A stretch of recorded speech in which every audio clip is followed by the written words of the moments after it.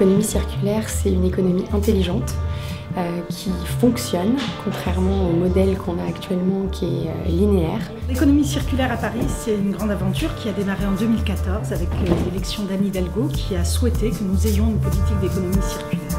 L'économie circulaire, par opposition à l'économie linéaire, pour moi c'est vraiment l'avenir. C'est s'inspirer de la nature pour construire les processus artificiels de l'homme. Donc c'est une économie qui va d'un point A à un point B et pour en revenir au point A, et d'où l'intelligence de cette économie. C'est vraiment basé notre consommation sur l'idée qu'on va non plus extraire des ressources, les transporter, les transformer, les emballer, voire les suremballer, les consommer puis les jeter. Mais évidemment, c'est de faire en sorte que tout ce processus que je viens d'expliquer soit une vraie boucle et qu'on puisse réutiliser chaque matériau, soit pour le même emploi, soit dans une autre utilité, et que tout ça en fait fasse vraiment crée une boucle vertueuse pour alléger notre consommation des ressources tout simplement.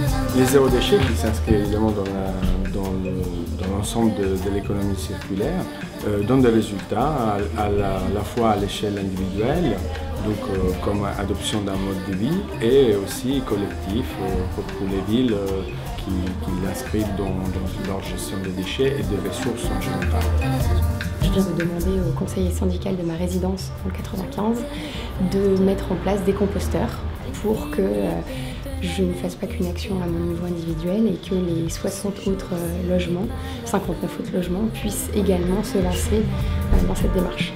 Il y a des villes qui ont adopté cette stratégie en France, en Italie, partout dans le monde et qui ont réduit leurs déchets avec des résultats des fois même incroyables, avec par exemple moins de 5 kg de déchets résiduels par an produits par habitant, quand en moyenne c'est 200, 300, 400 kg par an.